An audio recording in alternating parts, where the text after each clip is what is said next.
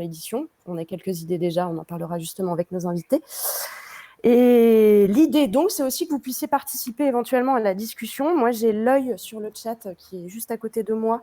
Donc, j'essaierai de jeter un œil au téléphone de temps en temps pour répéter vos questions à nos invités. Et voilà, je n'ai que ça à dire. On va se lancer dans la présentation donc, de ces invités. Alors, moi, j'ai à ma droite Garance Coquart-Pocstar. Elle est graphiste, artiste plasticienne, micro-éditrice. Elle a lancé sa structure en mars 2020 avec Tozy, l'album de son frère, Zad Coquart. La naissance de cette petite maison d'édition qui s'appelle Petite Nature a suivi un micro-label de musique. Donc, c'est très lié aussi au côté concert, diffusion de musique, etc. etc. Elle travaille actuellement à la sortie de sa prochaine bande dessinée qui va sortir au 4e trimestre 2021 et a dans l'objectif de sortir un livre par an. On parlera de comment elle espère le faire et dans quelle pratique exemplaire justement. Bonjour Garance. Bonjour, merci beaucoup de m'avoir invitée à cette table ronde. Avec plaisir. Tout en dessous de Garance, nous avons Lisa Mandel, que je pense que certaines et certains d'entre vous connaissent, enfin j'espère, pour vous, sinon vous n'avez aucune culture de l'illustration, bravo. Alors Lisa Mandel travaille depuis presque 20 ans, depuis la sortie de Nina Patalo, il s'est presque écoulé 20 ans. Ça ne Nini rajeunit pas. Patalo.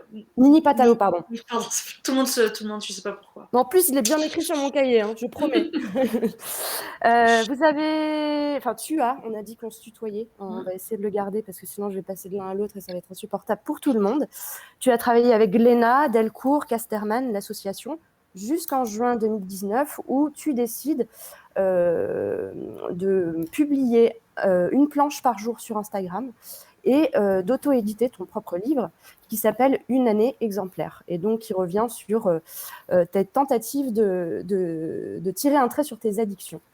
Et on en parlera aussi puisqu'il me semble que du fait de ton statut et de ton parcours depuis 20 ans dans le monde de l'édition, il m'apparaît assez intéressant de nous demander mais pourquoi auto-éditer maintenant alors que c'est plutôt une pratique par laquelle on commence justement. Bonjour Lisa. Bonjour. À ta gauche, nous avons Marie Marchal. Elle est éditrice chez Gorge Bleue. Alors, la particularité, c'est qu'elle n'est pas dans le milieu de l'illustration, quoique ses couvertures sont toujours illustrées par des illustratrices jusqu'à présent. On va citer au passage Caroline Pajot, Christelle Dial et Héloïse Ray, qui, je crois, nous regardent. Coucou Héloïse. Et ta particularité, c'est donc que tu ne travailles que du texte, hors couverture, des essais, des romans, des textes de théâtre, enfin c'est assez varié. Et tu écris sur ton site, peu importe le flacon, pourvu qu'il y ait l'ivresse. Donc voilà. Toi, tu t'es lancé donc en octobre 2019. La particularité, c'est que tu sors 3 livres d'un coup. Et là, justement, les derniers sont sortis en novembre 2020. Et on a, par exemple, pour ne citer que, pas de bougie suivi de Shakespeare La Querelle, par exemple. Et nous avons aussi Le silence qui cache la forêt de Marie-Célène. Bonjour Marie. Bonjour Cécile, bonjour tout le monde. Alors pour commencer, j'aimerais citer quand même quelques chiffres parce que ça nous permettra aussi de comprendre pourquoi on a besoin de pratiques exemplaires dans l'édition. La majorité des autrices et auteurs de bande dessinée ne perçoit que 8% sur l'exploitation commerciale de sa création, soit moins d'1 € par livre vendu en moyenne. 53% des autrices et auteurs gagnent moins que l'équivalent d'un SMIC.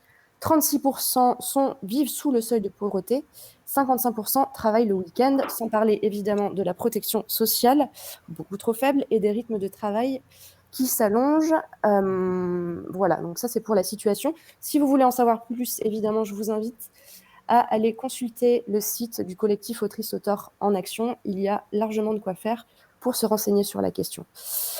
Et donc, toutes les trois, vous m'avez fait part de votre volonté de dénoncer les contrats foireux qui ont trait dans l'édition et la précarité des autrices et auteurs. De fait, vous avez eu envie de fonctionner autrement. Et ça a donné naissance, donc soit à vos structures, soit à ton... Je peux dire quelque chose. On est en train de montrer. On a une structure éditoriale là qui va arriver en avril. Donc en fait, on monte une structure aussi. Hein, mon auto-édition, c'était un peu pour le galop d'essai, mais en fait, le but, c'est effectivement, comme mes deux autres invités, c'est de penser autrement l'édition en général, hein, de proposer à autre chose. Voilà. Et en plus, le nom de cette structure, il me semble, va être exemplaire. Donc, très modeste. Ouais. Donc la naissance de ces trois structures, pour le coup, et de ton livre, Lisa, provient effectivement d'une lassitude. Moi, j'aimerais savoir ce qui, au fond, fondamentalement, vous donne envie d'être exemplaire. Je vais commencer par toi, Garance, si tu veux bien. Alors, moi, déjà, je pense que nous, on a créé une structure parce que quand on débute dans le monde de l'art et de la bande dessinée, c'est hyper dur d'avoir des contrats. Enfin, c'est un peu le serpent qui se mord la queue. C'est plus on est dans le système, plus on va être édité. Mais au tout début, personne ne veut nous éditer. Donc, en fait, moi, j'ai eu un constat où je me suis dit, mais en fait, à la base, je suis graphiste, je sais faire des livres. Pourquoi est-ce que je ne fais pas mes livres? C'est bizarre de dissocier ça. Donc, je me suis dit que j'avais toutes les capacités pour le faire. Donc, pourquoi pas? Et le faire selon mes termes et selon, effectivement, des valeurs éthiques qui sont définies avec les auteurs et autrices qu'on publie. Et du coup, donc ça, c'est une première lassitude déjà de voir qu'en fait, le marché de la BD, il est saturé et il laisse peu de place aux nouveautés, en fait, finalement. Et il est saturé par les gros éditeurs qui vont publier de plus en plus de franges d'illustrations différentes sans forcément promouvoir leurs auteurs, sans trop les chouchouter. Enfin, ça va vite être pilonné et en fait, c'est assez déprimant comme constat, se dire... on va être pas du tout payé, on va vivre sous le seuil de pauvreté et en plus nos livres ils vont pas tellement être plus vus parce qu'on est chez un gros éditeur, parce qu'en fait tant qu'on est personne, en fait ils vont pas forcément être très bien promus. Donc c'est un peu la lassitude de départ et aussi l'envie de faire un livre exactement comme on l'entend, donc en se libérant de peut-être plein de dictates qui peuvent être un peu imposés. Voilà. Quoi d'autre ? Je me rappelle déjà plus de la question, désolée. Qu'est-ce qui fondamentalement te donne envie d'être exemplaire? Qu'est-ce qui me donne envie d'être exemplaire ? C'est aussi que moi, à côté, je suis assez militante de plein de choses et c'est vrai que c'est assez difficile de dissocier ça une fois qu'on est au travail, de se dire qu'on va on accepte des contrats qui sont de l'ordre de l'exploitation aujourd'hui. Après, en ayant une structure de micro-édition, on ne va pas rendre les auteurs de BD riches, mais en tout cas, il y a une grande transparence sur la gestion de l'argent et nous, c'est un peu les mêmes modalités que ce qu'a mis en place Lisa, je crois. On s'est dit que c'était 50-50 en fait, 50% pour la structure, 50% pour l'auteur, ce qui semble vraiment... le minimum, en fait, quand on vient du monde un peu comme moi, du fanzina, un monde un peu DIY et tout ça, mais en fait, dans le monde de l'édition, c'est une utopie, en fait, pour la plupart des éditeurs, et c'est quand même assez dommage. Voilà. Merci, Lisa. Merci, pardon, Garance. Lisa, parce que j'ai fait un raccourci, c'est pour ça. Lisa, donc je disais en introduction, ce qui peut être surprenant de ta part, c'est qu'effectivement, tu as le parcours que tu as et qu'on pourrait ne pas s'attendre à ce que tu pratiques toi-même l'auto-édition, en tout cas pour ton livre Une année exemplaire. Qu'est-ce qui t'a donné envie de faire ça ? Moi, en fait, ça faisait des années que j'avais envie de le faire, pour tout dire, et que je le faisais pas parce qu'un livre en chassait un autre, et qu'effectivement, j'ai eu la chance de commencer tôt, d'être tout de suite édité chez des gros éditeurs, et finalement de courir après le temps plutôt qu'après le travail.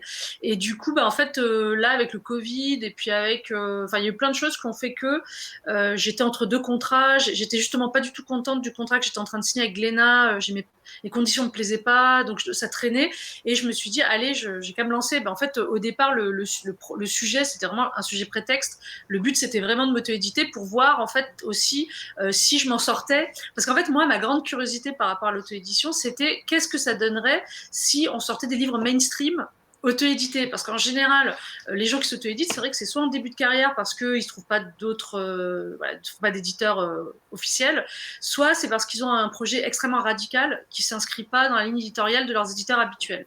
Moi, j'avais envie de faire un livre qui aurait pu s'inscrire dans une ligne éditoriale. On m'a proposé, d'ailleurs, mes éditeurs m'ont rapidement dit, mais qu'est-ce que tu vas faire avec ça? Je leur ai très vite dit que je voulais m'auto-éditer, puis il n'y avait pas de souci, mais donc voilà, donc l'idée c'était voir, parce que j'avais le sentiment depuis moi presque 20 ans que parfois j'avais l'impression que je me défendrais mieux toute seule. Je me disais mais c'est bizarre, moi je suis chez des très gros, en fait je suis quand même, je trouvais que j'étais pas défendue à hauteur de ce que j'aurais souhaité et après je me suis dit ok je suis noyée dans la masse, il y a plein de gens et je me suis dit bah voilà j'ai qu'à le faire moi-même. Donc, je me suis lancée effectivement à un sacré défi, puisque s'auto-éditer, c'est quand même hyper contraignant. Ça demande de porter plein de casquettes qu'on n'a pas l'habitude de porter. Ça demande de s'autonomiser, puis quelque part d'être un peu plus mature qu'on l'est d'habitude. Et puis, rapidement, en fait, je me suis rendu compte que j'ai pas fait mon livre toute seule. Hein. En fait, j'ai un réseau, voilà, ça fait 20 ans, donc j'ai un réseau. Donc, j'ai appelé Damien des éditions Missement en disant hey, Damien, je sais pas faire je sais pas faire un devis. Alors, il m'a fait mon devis. Il m'a dit attends, faut que tu prennes tel papier, tel papier. Donc, déjà, c'est lui qui m'a fait le devis parce qu'il est éditeur, il était imprimeur avant. Donc, voilà. Ensuite, j'ai bossé avec une pote graphiste qui m'a fait ma maquette parce que j'avais même pas InDesign sur mon ordi. Et puis, en fait, c'est ma sœur en fait, au bout d'un moment, ça m'a saoulée de distribuer. Donc, en fait, ma sœur qui était en chômage technique, elle tient un club de rugby normalement. Elle m'a dit oh non, mais moi, tu vois, je te les livre, je te les distribue. En fait, elle monte sa boîte de distribution là maintenant du coup. Et en fait, l'un dans l'autre, je me suis retrouvée avec toute une équipe. Et ça allait aussi. C'est une correctrice orthographique professionnelle qui est une amie à moi qui m'a quand même corrigé tout le livre. En fait, j'ai bossé avec des pros quoi. Et après ça, je me suis dit mais il y a peut-être moyen de faire de cette réussite individuelle parce que finalement j'ai quand même gagné beaucoup plus d'argent que d'habitude mais c'était quand même beaucoup plus chiant et je me suis dit tiens il y a peut-être moyen de créer une structure qui permette de délester l'auteur des côtés horribles de l'auto-édition mais de le laisser dans une certaine autonomie qu'il n'a pas normalement, notamment en fait. D'ailleurs, nous, on est en train de créer une structure aussi. Cette structure, elle va être lancée ce mois-ci. Et en gros, là, on est sur les signatures de contrats avec des avocats qui rédigent un contrat. Et ça s'appelle pas un contrat d'édition, ça s'appelle un contrat de partenariat éditorial. Ce qui veut bien dire ce que ça veut dire. Tout le contrat, en fait, moi, j'ai eu un plaisir à tout barrer. Parce qu'ils ont fait une proposition de contrat. Je dis, ça non, parce que c'est effectivement ces contrats avec des cessions de droits interminables, ces éditeurs qui se protègent à mort, et en fait, dans des trucs des trucs opaques. Moi, j'ai viré tout ce que je trouvais que je comprenais pas moi-même, et finalement, c'est quand même une maison d'édition. Enfin voilà, en gros, avec les avantages. Enfin, si tout va bien, ce sera les avantages de l'auto-édition et les avantages de l'édition. Il y aura forcément, ce sera forcément si parfait, mais voilà. Et on est basé. Et donc l'idée, c'est on part du crowdfunding. Tous les livres sont financés par financement participatif. Il n'y a pas d'investissement de la part de l'éditeur. Donc l'idée c'est de retirer les intermédiaires en fait, c'est vraiment. Alors on va bosser avec des libraires, hein. On bosse avec un distributeur qui est bon, il se trouve que c'est ma sœur, mais c'est quand même un tiers. Non, en fait on fait en mode, on m'a dit, c'est quelqu'un qui m'a dit en mode label hip-hop, c'est-à-dire que il y a l'auteur de BD qui arrive avec un projet, il s'entoure d'une équipe qui choisit lui. C'est-à-dire que là, on a 10 auteurs, il y a quasiment aucun auteur qui a la même équipe, parce qu'il y en a un qui a choisi son propre graphiste, son propre suivi de fab, son propre accompagnement éditorial, parce qu'il y a des éditeurs qui veulent il y a des auteurs qui veulent un éditeur, donc on leur propose, et il y a dans notre structure, il y a des accompagnateurs éditoriaux qui touchent un pourcentage aussi, et en gros, chaque auteur, en fait, il s'entoure d'une équipe, mais néanmoins, il n'est pas tout seul. C'est-à-dire que s'il y a des trucs qu'il ne sait pas faire, nous, on a maintenant un listing et on lui propose des gens, en fait, pour l'aider. Donc, au final, en fait, on lui reverse l'argent qui, normalement, est donné au diffuseur. C'est-à-dire que c'est par contre lui qui est censé faire le max, la plupart de sa promo. C'est lui qui l'a fait déjà de toute façon, donc c'était une hypocrisie de ne pas lui remettre cet argent-là. Donc en gros, l'auteur, il fait sa promo lui-même et il est censé quand même faire des choix éditoriaux qu'il ne ferait pas normalement, toujours accompagné.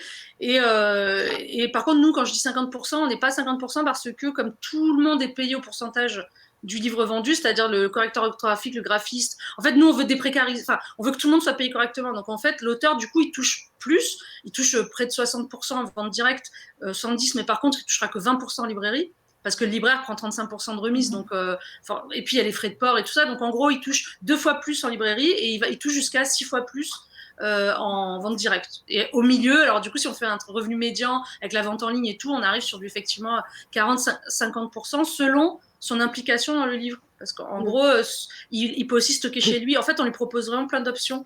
Il choisit son investissement et donc plus il prend de choses en charge et plus il est payé en fait. Alors, on a une question intéressante de Graphic 10 sur le chat qui dit du coup, comment on crée une cohérence, une ligne éditoriale? Ou alors, est-ce que justement, c'est pas le but? Avec tant de projets différents et des équipes différentes à chaque fois sur ta... Alors nous, la ligne éditoriale, c'est un peu faite toute seule. C'est-à-dire que comme c'était des gens que je connaissais, des gens qui sont présents sur les réseaux sociaux, on est plus dans de l'humour. Pour l'instant, je trouve qu'il y a quand même une certaine cohérence parce que même si Aurélien Fernandez est très différent de Anouk Ricard, ils font tous les deux de l'humour, ils vont tous les deux faire de la petite forme, enfin des petits strips sur Instagram notamment. Donc pour l'instant, on a quand même une cohérence, même sous le ciel. En fait, tout le monde fait de l'humour quasiment. Il y a personne qui fait des longs romans mélodramatiques.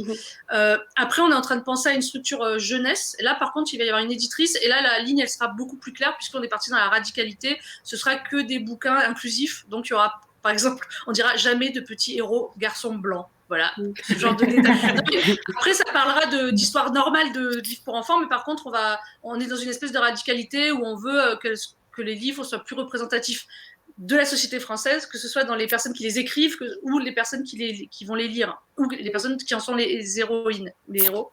Donc voilà, ça c'est plus clair. Là, pour nous, ce qu'on veut faire, en fait, au fil du temps, c'est créer des labels et créer des collections. Donc là, aujourd'hui, on est sur de l'humour, un peu Insta et tout. Je pense qu'après, si on, par exemple, moi j'aimerais axer plus BD reportage, enfin moi d'ailleurs je vais faire une BD de reportage, peut-être que s'il y en a d'autres, on créera une collection de BD reportage. Enfin tout simplement, pour éviter de devenir fourre-tout, au fur et à mesure du temps, on va classer quoi. Voilà. D'accord, ok, très bien.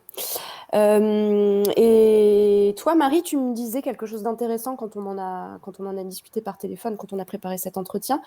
Tu me disais qu'une des choses qui t'importait le plus, c'était de redonner son véritable métier aux autrices, leur véritable métier aux autrices et aux auteurs, qui est donc d'écrire et non pas de vendre. Et c'est en partie ce qui t'a donné envie de monter cette structure, Gorge Bleue. Oui, alors à la base, c'était un texte que je voulais porter, et puis après, il s'est vite posé la question de créer une structure éditoriale. Et quand on pose les premières pierres, c'était très important pour moi de pouvoir défendre chaque position et que chaque pierre posée puisse être le fruit d'une réflexion qui soit défendable au niveau éthique, enfin qui corresponde à mes valeurs à moi. Et donc du coup, je traîne avec pas mal de créateurs et de créatrices et je me suis vite rendu compte, parce que bon, je suis issue des métiers du livre, donc je connais le fameux petit camembert avec 10% à tête, 30% à machin et tout. Et il y a quelque chose qui m'a vite paru pas très logique, c'était que la rémunération des auteurs, elle était indexée sur la vente de leurs livres. Or, pour moi, enfin, c'est dit dans le nom, hein, l'auteur, son métier, c'est d'écrire. Et je comprends pas pourquoi on rémunérerait un auteur en fonction de la vente du livre, sachant que le travail qu'il a fait, écrire, il est déjà fait. Et qu'au final, l'auteur, dans l'édition classique, est rémunéré en fonction de la commercialisation de son livre et pas en fonction de l'écriture. Donc oui, pour moi, c'était important de réfléchir à une manière de pouvoir, en fait, juste changer d'approche et d'angle pour envisager la rémunération de l'auteur et de l'autrice. Et du coup, tu as fait le choix, et ce qui est plutôt rare, de payer tes autrices et tes auteurs. Alors là, c'est 3 mois après publication, mais ton but étant de les rémunérer tout de suite à publication. Ouais. Là, ça fait 2 fournées de livres que j'ai fait, comme je publie 3 livres par an. Et jusque-là, j'ai pas été en possibilité de régler vraiment les autrices à parution. L'objectif à moyen long terme, c'est de pouvoir, entre guillemets, au même titre que je paye au forfait mes illustratrices pour les couvertures, au même titre que je paye mon imprimeur en amont quand il m'imprime les livres, c'est d'acheter le texte, entre guillemets, à mon autrice. Et donc, du coup, au final, la transaction, elle se fait en amont. J'achète le droit de l'utiliser et d'en faire un livre, parce qu'un texte, c'est pas un livre. Et du coup, elle est payée pour le texte. Et derrière, tout l'argent issu des ventes de bouquins revient à la maison d'édition. C'est-à-dire, oui. Excuse-moi, j'ai une question, mais du coup, ça veut dire qu'après, elle ne touche plus de droits d'auteur, la personne qui a vendu ses droits elle n'a pas vendu ses droits. En fait, je lui verse l'intégralité des droits d'auteur à parution du livre. Comme un avaloir énorme qui couvre en fait La première impression, quoi. Voilà. Et si jamais il y a réimpression, en fait, en gros, je fais 10% du prix du livre fois le nombre d'exemplaires mis en commercialisation. Et que je les vende ou que je les vende pas, l'autrice est payée.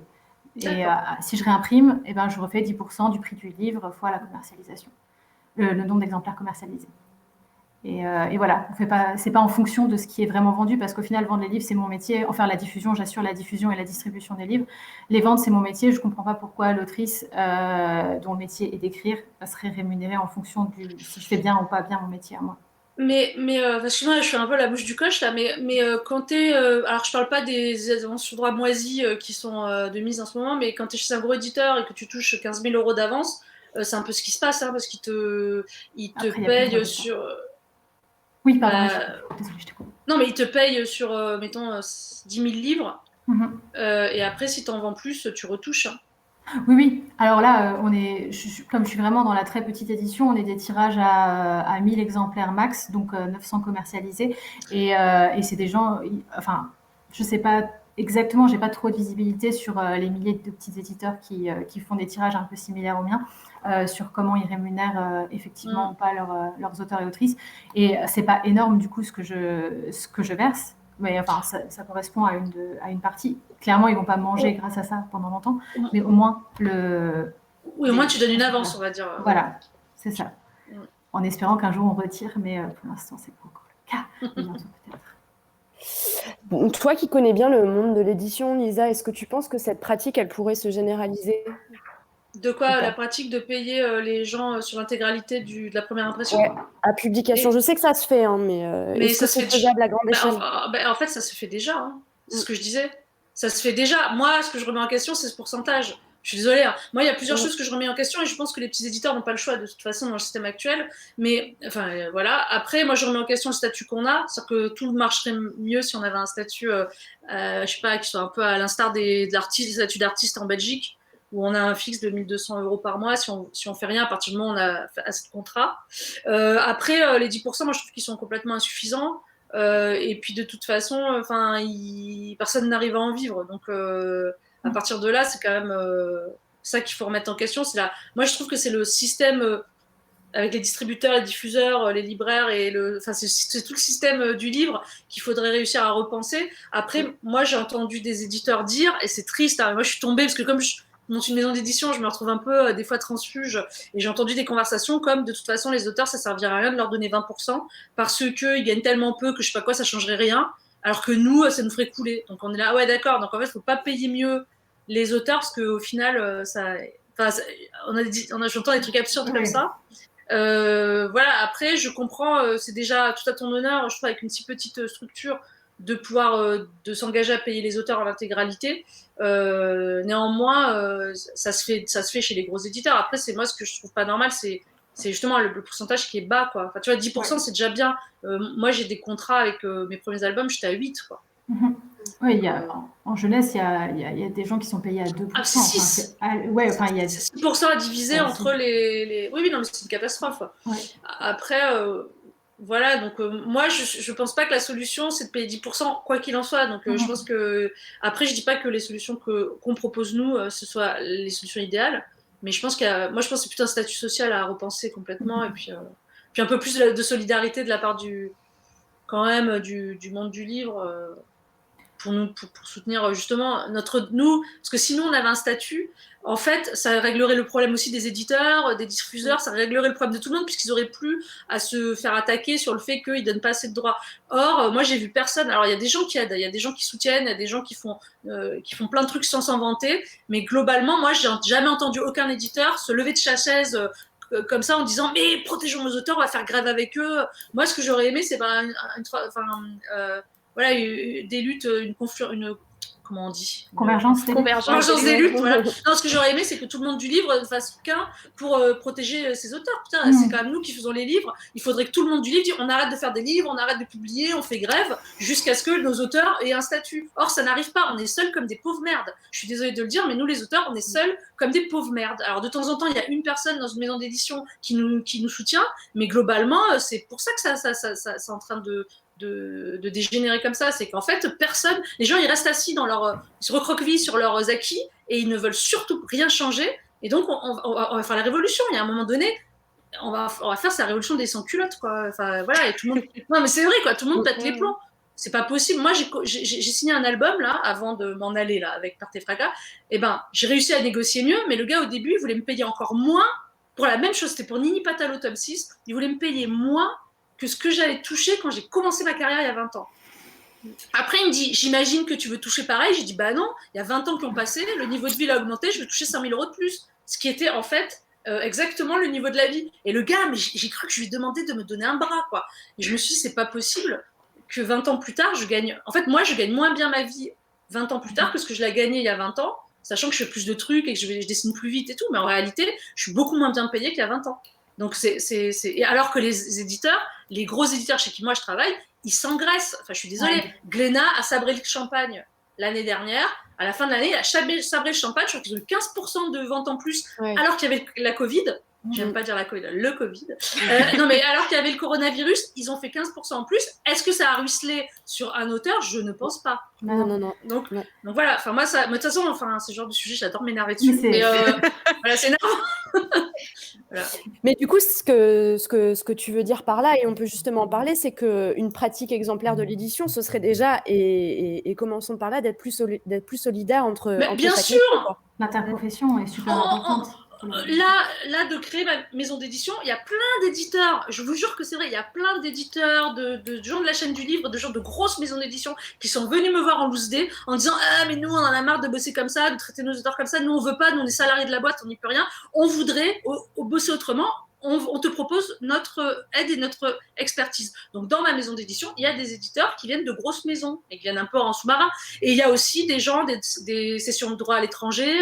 En fait, tout le monde vient parce qu'il y a plein de gens qui sont pas contents de la manière dont ça se passe pour les auteurs. Et c'est pour ça que moi, je diabolise pas du tout les personnes. Moi, j'ai bossé avec des gens adorables dans ces grosses maisons d'édition, mais ils sont pris dans un système et ils aimeraient en sortir. Donc aujourd'hui, oui, je pense que le monde du livre, au lieu de tous se rendre, parce qu'ils se renvoient tous la pierre. Alors l'éditeur, il va dire ouais, mais c'est le diffuseur-distributeur, ouais, mais c'est le libraire, il va dire c'est l'éditeur. Tout le monde se renvoie la balle pour nous dire finalement tous ensemble d'une même voix, bon, pour rien pour vous. Bah oui. Parce que donc, 5% en plus, mais oui, mais clairement. C'est ce fameux camembert qui n'est pas du tout représentatif en plus parce que, enfin, il montre la part selon les chiffres de vente et au final, il y a l'éditeur de ce qu'il récupère à la fin, il a mis l'imprimeur, il est même pas dedans en fait. C'est sur les, enfin, il n'y a pas les investissements qui sont mis. Ah oui, mais moi. C'est un camembert qui veut rien dire en fait et du coup, il faudrait vraiment réinventer. Ouais, ça commence par un statut, on est d'accord. On peut pas l'avoir. Nous, on sait qu'on peut pas avoir de statut maintenant. Il y a l'autre là, Roselyne Bachelot, elle nous a sorti un truc en bois. On va faire plein de trucs, on va faire rien, quoi. C'est exactement pareil qu'avant. Donc là, moi, je dis, bah oui, alors dans ce cas-là, on enfonce des portes et puis on crée des fenêtres et on propose autre chose. Mais c'est sûr que c'est pas l'idéal. Moi, d'ailleurs, dans notre maison d'édition, on s'engage à salarier les auteurs, mais seulement s'ils gagnent assez. Donc en fait, au final, on ne pourra pas les salarier parce qu'il faudrait que. Ce sera que les très gros vendeurs qui n'ont pas du tout envie d'être salariés, parce qu'en fait, quand tu gagnes 4 000 € par mois ou 2 000 € par mois en faisant de la BD, tu n'as pas du tout envie d'être salarié à 1 000 €. Enfin, il y a quelques auteurs qui le font, qui font ça, qui se salarient eux-mêmes, mais la plupart des gens, ils préfèrent gagner un peu plus, et voilà. Mais oui, ça, c'est énervant. C'est énervant. C'est énervant, quoi.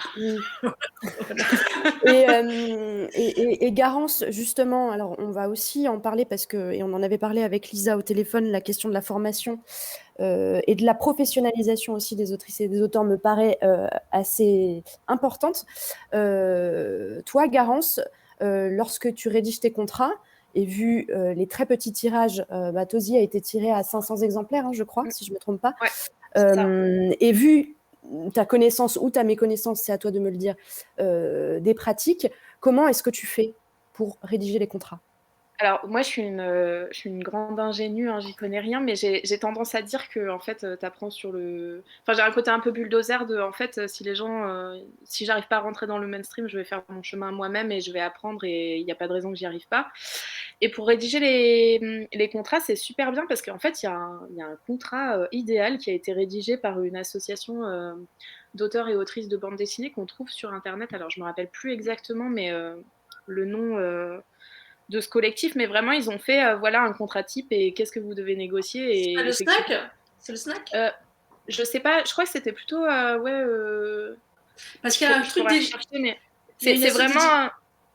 Ouais, c'est vraiment les auteurs et autrices de bande dessinée qui se sont associés entre eux en mode genre c'est ça le contrat que nous qu'on veut et en fait faites attention à ça quand vous êtes jeune. Et du coup nous en fait on est parti de ce contrat là et effectivement je pense que tu as raison Lisa, c'est un contrat où on comprend ce qui est écrit dedans donc ça nous a vachement rassurés et en fait je sais pas du tout. Moi, j'ai jamais publié dans une maison d'édition traditionnelle, donc je sais pas trop à quoi ça ressemble. Mais c'est vrai qu'il y a, voilà, on a fait que des données où on sait ce que ça veut dire. Voilà, qu'est-ce qui se passe si on veut publier à l'étranger, voilà, et des choses très claires. Mais en tout cas, vraiment, on s'est basé sur ce super travail qui a été fait pour être un peu sûr qu'on avait une pratique pas trop malhonnête.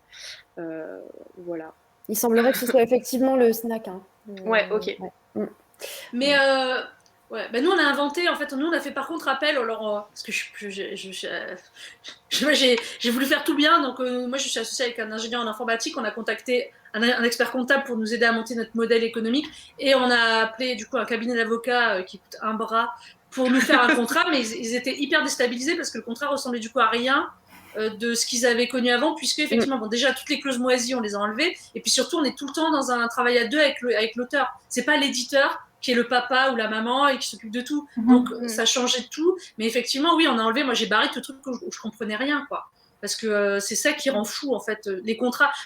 Un contrat Glénat il est comme ça et il est insupportable. Un contrat de l'assaut il est très petit et tout à fait clair. Ça dépend vraiment des éditeurs après. Il y a des éditeurs effectivement qui ont des contrats vraiment chouettes où ils te font pas céder n'importe quoi. L'assaut, moi je trouve que par exemple leurs contrats sont vachement bien parce qu'ils ils sont courts. Enfin, voilà.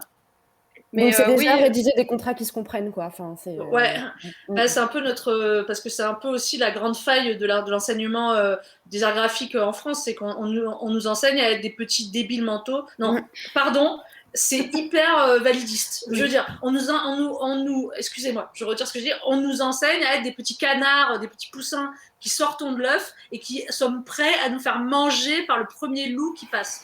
Parce qu'on n'a ni d'enseignement de gestion, de compta, de connaissance de nos droits, de négociation, toutes ces choses qu'on devrait nous enseigner parce que ça fait partie de notre métier et même c'est ultra important, on ne nous les enseigne pas.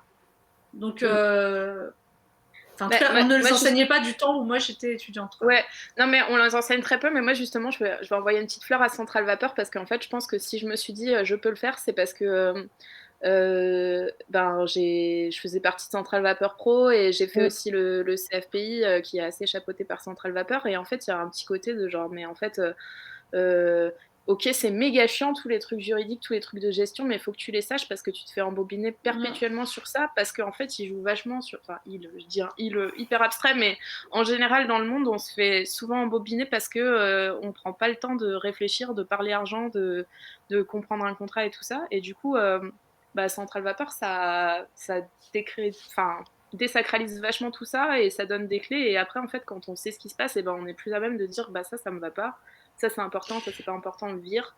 Enfin voilà. Et du coup, je trouve que c'est top. Et moi, j'engagerais tout le monde à rejoindre Centrale Vapeur Pro rien pour ça en fait.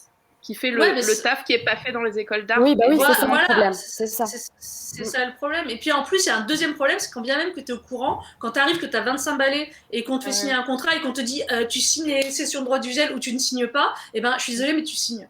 T'as beau le savoir. Il y a ça aussi. Et moi, je trouve que plus haut que ça, il faudrait qu'il y ait une instance supérieure qui décide de ce qu'il y a dans les contrats et qui interdise aux éditeurs certaines clauses qui ne devraient pas être là, quoi. Parce que moi, le nombre de fois où je barre des trucs et ils disent non, mais on n'applique jamais, je dis enlève-le alors. Des trucs de préférence, des machins, mais j'ai envie de dire, mais ça ne devrait pas être possible. On ne devrait pas être obligé de signer un contrat de cession de droit audiovisuel en même temps qu'un cession de droit papier. Pourquoi ? Au nom de quoi ? Donc, c'est toutes ces choses-là, moi je trouve qu'il devrait y avoir un encadrement plus sévère, comme les droits du travail, quoi. En fait, nous, on bénéficie pas des droits du travail, on n'est pas encadré, c'est vraiment à la tête du client. C'est si on est Lewis Trondheim et qu'on est énervé, on arrive à avoir des bons contrats. Puis si on est un jeune auteur qui démarre, on n'a rien, quoi. Voilà. C'est un peu le. Et puis en plus, en nous faisant croire qu'on est dans un truc d'amitié, dans un super bon esprit, l'éditeur est hyper sympa, alors on est dans un rapport affectif. Moi, par exemple, à un moment donné, je suis allée voir des gens en disant est-ce que tu peux venir chez Exemplaire parce que ton travail pourrait bien coller, franchement. Et la personne me dit ouais, mais je me suis déjà un petit peu engagée auprès d'un autre éditeur. Genre, la personne n'avait rien signé. Hein. Elle dit, j'ai un peu, parce que par loyauté, je dis, mais t'as rien signé. On te propose un truc vachement mieux. À un moment donné, eux, ils vendent du poisson. Hein. C'est des commerçants. Hein. Je veux dire, eux, ils comprendront que tu ailles ailleurs. Tu peux pas te laisser. Eh ben non, nous, on est trop gentils. Franchement, on est là, ouais, enfin, on est dans des trucs d'affectif. Ah ouais, on est valorisé parce qu'on nous propose de nous éditer. Alors, déjà, on est tellement flattés que on bosserait presque pour rien, on payerait presque pour être édité. Et c'est aussi ce truc-là qu'il faut réussir à changer, de dire on n'est pas des rentiers chasseurs de papillons, c'est fini cette histoire. Il y a des prolos de la BD, quoi. Non, mais il y a des prolos de la BD, il y a des gens qui s'y font plus de BD, ils sont au RSA, donc il faut arrêter de dire que c'est une espèce de profession de luxe dont on pourrait se passer un truc parce qu'on fait ça parce qu'on s'emmerde, quoi. Non, et je pense qu'il faut vraiment parler d'argent, et c'est important, parce que Ah bah l'argent, oui. on a beau le dire, c'est quand même le nerf de la guerre. Et Marie, justement, toi là-dessus, tu as décidé de pratiquer la transparence, c'est-à-dire que tu as des tableaux que tes autrices, autrices et auteurs, pardon, peuvent aller consulter pour savoir combien de livres ont été vendus, etc. Et je crois que parler d'argent, c'est aussi être méga transparent sur ce qui se passe en coulisses, sur les relations que l'éditrice, l'éditeur a avec ses diffuseurs, ses diffuseuses, ses libraires, etc. Enfin, ça me semble assez important de parler de transparence aussi. Bah, l'idée, c'était, et ça rejoint en fait ce que Lisa et Garance disaient, je trouve qu'il y a un côté vraiment déresponsabilisant dans la relation classique éditeur, enfin maison d'édition auteur, et c'est un peu déresponsabilisant et infantilisant, genre viens chez nous, on accueille ton travail, on va en faire quelque chose, laisse-nous gérer, nous on va s'occuper des trucs super chiants et tout ça, et au final que les auteurs ils aient genre une mise à jour de leur état des ventes tous les 6 mois, parce que c'est obligatoire, mais des fois, il y en a qui attendent je ne sais pas combien de temps. Je trouve pas ça très normal. Et je trouve que c'est super paternaliste et ça va contre l'idée de professionnalisation en fait, des gens, parce qu'il faudrait connaître, avoir tous les, enfin, pas être dans l'opacité et avoir tous les tenants et les aboutissants. Moi, du coup, à un moment, j'apprends au fur et à mesure, parce que j'ai pas fait mes armes dans une grande maison d'édition. J'ai fait le master édition, mais on t'apprend plutôt à devenir assistant éditorial qu'à fonder ta propre boîte et tout. Donc j'apprends vraiment sur le tas, ce qui me permet aussi à la fois d'être flexible et aussi de faire des bourdes, j'imagine. Mais du coup, à un moment, j'ai eu une discussion avec une de mes autrices et elle me dit « Ah, est-ce que tu pourrais me dire combien de livres ?» Et moi, je l'avais bien sûr. Et à ce moment-là, j'ai mis des tableaux à jour. Chaque personne a accès, je les mets à jour tous les mois parce que, voilà, ça... Bref, une fois par mois, je mets les tableurs à jour. Ils savent dans quelle librairie le livre est parti, combien j'en ai vendu en direct, combien j'en ai vendu en ligne. Et d'ailleurs, je me suis dit, bah, écoute, je vais aussi mettre combien l'impression m'a coûté, comme ça ils sont au courant. Et je suis super transparente sur tous les calculs. Et du coup, ça leur permet d'avoir une visibilité et un espèce de pouvoir, en fait. Parce que si on n'a pas l'information, on n'a pas le pouvoir. Et après, tout ça, enfin... tout à l'heure, quand Lisa, tu parlais, voilà, on est vraiment sur une toute petite maison d'édition, et donc du coup, je ne sais pas trop comment ça se passe dans les grands services ou sur les maisons d'édition ultra concentrées et tout ça. J'ai pas trop de visibilité, c'est assez opaque là-dessus. Mais enfin voilà, j'essaye de trouver un petit peu, comme dit, une formule qui me satisfasse moi et qui me semble la plus honnête avec mes collaboratrices et mes collaborateurs aussi derrière. Ce que ça révèle aussi, c'est qu'on ne peut pas être exemplaire tout de suite, en fait. Enfin, c'est une question que je vous pose. Est-ce qu'on peut être exemplaire tout de suite? Parce que ce soit Garance, Marie ou Lisa, vous avez toutes les trois fait des erreurs, il me semble, et sur la diffusion des livres, notamment, on en parlait aussi avec Marie, c'est hyper difficile comme métier, diffuser des livres, il faut le dire aussi. Et ça, c'est des choses qu'on apprend sur le tard. Du coup, est-ce que c'est possible tout de suite d'être exemplaire? Je pense Garance. pas. Non, Lisa. Oui, je pense que oui, parce qu'en fait, du moment où le projet il est fait avec l'auteur, on prend l'auteur, nous c'est ce qu'on fait là, l'exemplaire, on dit voilà, regarde, ça coûte ça les frais d'impression. Est-ce que si ton livre tu veux qu'il soit hyper luxueux, en fait ça va être déduit. Nous, faut pas que ça coûte tant de pourcents, on a un coefficient 7 là, faut pas que ça coûte tant plus cher que le livre. Donc en fait, on est avec l'auteur et les erreurs on les fait ensemble avec l'auteur. Donc pour moi, on va essuyer les plâtres tous ensemble. Mais à un moment donné, c'est pas nous qui allons faire des erreurs. Et en plus, nous, par exemple, on s'est engagé à ce que chaque année, on re-questionne les revenus, les coûts fixes de la maison d'édition pour voir si on est au-dessus ou en dessous. Bon, pour l'instant, franchement, pas de risque, parce qu'on est beaucoup en dessous on va pas gagner des milliers des cents en tant qu'éditeur. Mais par contre, on veut que tout le temps ce soit en re-questionnement pour que tout le temps la répartition des droits soit juste. On va faire des erreurs, mais faire des erreurs, ça ne veut pas dire ne pas être exemplaire, parce que l'erreur, c'est normal pour avancer de se tromper, et c'est en se trompant. Et donc, moi, j'espère juste que les auteurs, ils vont avoir un peu un seuil de tolérance élevé à nos conneries, parce que c'est sûr qu'à un moment, on va faire des erreurs, mais ce sera jamais par malveillance, parce qu'en fait, je trouve que l'exemplarité, elle s'arrête là où commence l'envie de profit, l'envie de gratter un peu, l'envie de profiter un peu de la naïveté de l'auteur pour un peu par derrière prendre des avantages sur lui. Tant qu'on n'est pas là-dedans, je vois pas. Après, l'exemplarité, c'est vraiment un mot. C'est vrai que c'est très exigeant, hein, mais c'est en ça. tout cas, l'honnêteté, voilà, l'honnêteté, puis l'envie d'équité, quoi. Mais moi, je pense que c'est exactement ce que tu dis, Lisa. Enfin, bon, on n'a fait qu'un seul livre et le second qu'on fait, c'est le mien. Mais du coup, vraiment, c'est un travail de collaboration. C'est-à-dire que au moment de concevoir le livre, on était ensemble. On était genre, bon, bah, qu'est-ce qu'on va faire? Ça coûte tant, ça coûte un peu plus cher. Ça va être vendu, il y a un coût de revient de temps. Enfin, c'est exactement tout ce que tu racontes. Effectivement, c'est une vraie collaboration entre l'auteur et l'éditeur qui fait que, bon, bah, pour le moment... peut-être s'il y a une exemplarité dans ça, ce qui ne veut pas forcément dire qu'on sort l'auteur de la précarité, malheureusement. Mais en tout cas, il y a un côté sincère de, en fait, on n'est pas là pour profiter de toi, en tout cas. Enfin, on est là pour concevoir un chouette projet ensemble auquel on croit tous et toutes. Et on va essayer de faire ça de manière qui convient le plus des gens. Et on a tous les clés en main pour savoir ce qui est possible, ce qui est l'ordre du réalisable pour que tout le monde s'en sorte, quoi. Marie? J'ai pas une, je produis pas, je suis pas une créatrice, et du coup, c'est vrai que moi, tout ce que j'ai appris de l'édition, je l'ai appris en observant d'autres maisons d'édition, je l'ai appris à l'école, et c'est vrai qu'en fait, on nous présente les choses et on nous enseigne les choses pas par la pratique, mais par en gros la présentation de ce qui se fait. Voilà comment ça se fait chez telle et telle personne, et voilà, on dit même pas chez telle et telle personne, on dit voilà comment ça se fait.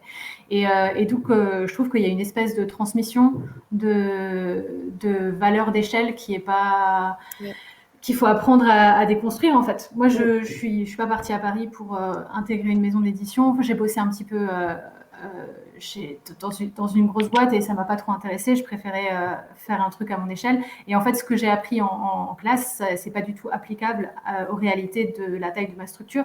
Et du coup, je pense qu'il y a quelque chose dans l'univers de la formation au futur métier du livre du côté éditeur qui, en fait, on t'apprend à être un intermédiaire et à gérer, à piloter des choses, mais nous, on produit rien.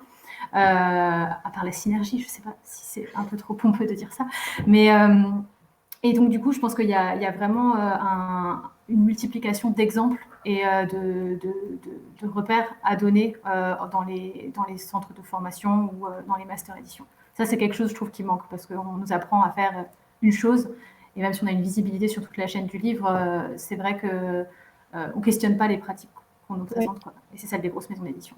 C'est pas celle de l'édition indépendante qui est multiple, variée, plurielle, et voilà. Alors, il y a 2 réactions en chat. Graphic D qui dit « Vivement ton livre, Garance ». Voilà.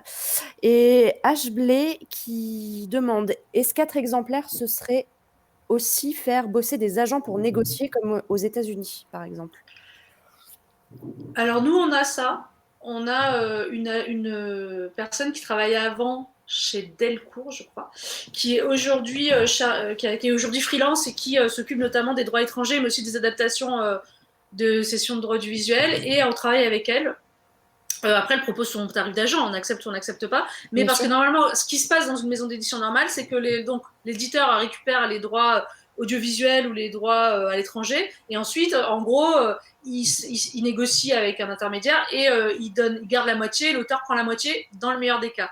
Là, nous, on dit non, on ne prend rien, donc c'est l'auteur qui va se retrouver avec cette personne qui prend 20%, je crois, si elle fait tout, si elle démarche et qu'elle a le projet, elle prend 10% si c'est nous qui amenons le projet. Mais voilà, nous, oui. Moi, je trouve que, par exemple, moi qui ai fait du dessin animé parce que ma série a été adaptée, ma première série, donc Mini Patalo, a été adaptée, j'ai tout de suite pris un agent parce que c'est un milieu alors de requins aussi. Et si on n'est pas avec un agent, on se fait manger tout cru. Donc non, il y a des métiers, chacun son métier. Et être agent, défendre les contrats et tout, c'est un métier. Donc nous, évidemment, on intègre ça dans notre maison d'édition, mais c'est l'auteur qui a tous les fruits. L'éditeur ne prend rien, mais il ne s'en occupe pas non plus. Hein. Genre, Oui, il est juste en contact et Mm. après, il fait rien, quoi. Mais oui, il faut. Enfin, de toute façon, je vois pas comment. Moi, là, j'ai reçu une proposition à un moment donné d'un agent coréen, mais j'ai fait une attaque de panique. Je me suis dit, mais de mon livre auto-édité. Mon livre auto-édité, j'ai un agent coréen qui dit oui, voilà. Et là, j'ai paniqué. J'ai dit, ok, je vais bosser avec une agent française parce que je sais même pas ce qu'il faut que je fasse. Je vais me faire. J'ai pas monté de maison d'édition, je me suis pas auto-édité pour me faire arnaquer à l'étranger. Donc, du coup, bah, oui, on a besoin d'agents. Enfin, moi, perso, je j'ai pas le savoir-faire. Oui, ok. Alors cette année, elle a été un peu particulière, puisque, et notamment pour toi, Marie, tu n'as pas pu participer à des salons, qui sont quand même un canal de diffusion qui est assez important pour toi. Mais ce qui me permet de parler aussi de la question de la vente directe, parce que toutes les trois, alors je ne sais pas comment tu fonctionneras avec exemplaire, Lisa, mais en tout cas avec une année exemplaire, on peut acheter ton livre sur ton site. Et la question de la vente directe, comment dire, en tout cas, elle prend beaucoup de place dans le milieu de l'auto-édition. Ça ne veut pas dire pour autant qu'on va passer à côté des librairies. Hein. Ce n'est pas du tout ça que je dis. Mais comment on envisage les croisements entre un canal de distribution et de diffusion qui est plus normal, c'est pas le mot que je voulais dire, mais bref, habituel, les librairies, et la vente directe. Comment est-ce qu'on gère les deux et quel est le plus simple finalement à gérer quand on fait de l'auto-édition ou de la micro-édition? Alors, moi, en faisant l'auto-édition de mon livre, j'ai réalisé que dans un premier temps, j'ai beaucoup plus vendu mon livre aux particuliers. Donc forcément, la marge est beaucoup plus grosse. Donc au début, j'étais là, ouais, c'est quand même vachement mieux les particuliers. Mais au bout d'un moment, en fait, les librairies prennent le relais. Donc aujourd'hui, nous, en tout cas chez Exemplaire, on va essayer de tout faire pour être dans la meilleure collaboration possible avec les librairies, parce que moi, je pense que c'est tout à fait complémentaire. Et pourquoi? Parce qu'on se rend compte de plus en plus que le public qui achète en vente directe, en vente en ligne, n'est pas forcément le public qui va en librairie. Je dis pas que les deux peuvent pas être une seule et même personne. Néanmoins, je pense qu'on capte un autre public en vente en ligne qui ne dessert pas forcément les libraires. Parce qu'en fait, quelqu'un qui aime son libraire, il va toujours acheter en librairie. Donc là, on capte un public, par exemple sur Instagram, un public un peu spontané qui voit le truc, fait ouais, je le veux, il nous l'achète, on est content, mais il serait peut-être jamais allé à sa librairie. Hein. Même, il n'y a même pas de librairie, quoi. Donc en fait, nous, on pense qu'il faut miser vraiment sur les deux tableaux, que c'est deux marchés et qu'il faut les chouchouter les deux. C'est-à-dire que, voilà. Donc, moi, c'est ce que j'ai réalisé avec mon livre. C'est-à-dire qu'au début, vraiment, j'ai eu une majorité de particuliers et que maintenant, je suis quasiment qu'en librairie. Et j'ai pratiquement plus de gens qui achètent. Donc, je suis bien contente d'avoir des librairies qui vendent mes bouquins. Donc, je me suis dit, ah oui, en fait, c'est indispensable. On peut pas Enfin, il faut juste arriver à bosser avec tout le monde. Mais il faut aussi que les libraires, et je pense qu'ils le savent, enfin, il faut aussi vraiment réaliser que quand on va en ligne, c'est pas qu'on n'est pas en train de voler un libraire, quoi. C'est deux marchés. Sinon, on laisse Amazon, voilà. Sinon, on laisse Amazon et tous les trucs horribles gagner, quoi. Donc, vaut mieux que ce soit. Moi, je préfère que les gens achètent mon livre sur mon site plutôt qu'ils l'achètent sur Amazon, hein, très franchement. Donc. Il est disponible sur Amazon, du coup, ton bouquin? En fait, je crois pas, parce que comme je m'auto-distribue, je suis vendue. Par contre, il y a des librairies en ligne qui m'ont acheté le livre. Donc, je sais que je suis. Non, alors de titres, ils m'ont relancé 4 fois et je signe pas parce qu'en fait, je comprends rien à ce qu'ils proposent. Ça m'a l'air hyper compliqué. Et comme je panique, je dis ah non, je signe pas. Ils me relancent et je dis non, mais je comprends rien à votre truc, quoi. J'ai l'impression qu'il faut que c'est hyper exigeant. Donc, moi, je suis pas sur 2 titres. Mais je suis sur d'autres trucs, genre Librest, ou je sais plus, sur des. Et après, non, Amazon, je sais pas si j'y suis, il faudrait que j'aille voir. Mais je sais pas comment je pourrais y être, puisque en fait, il y a des gens qui sont venus me voir, qui étaient des agents qui bossaient aussi pour Amazon, et j'ai pas répondu. Voilà.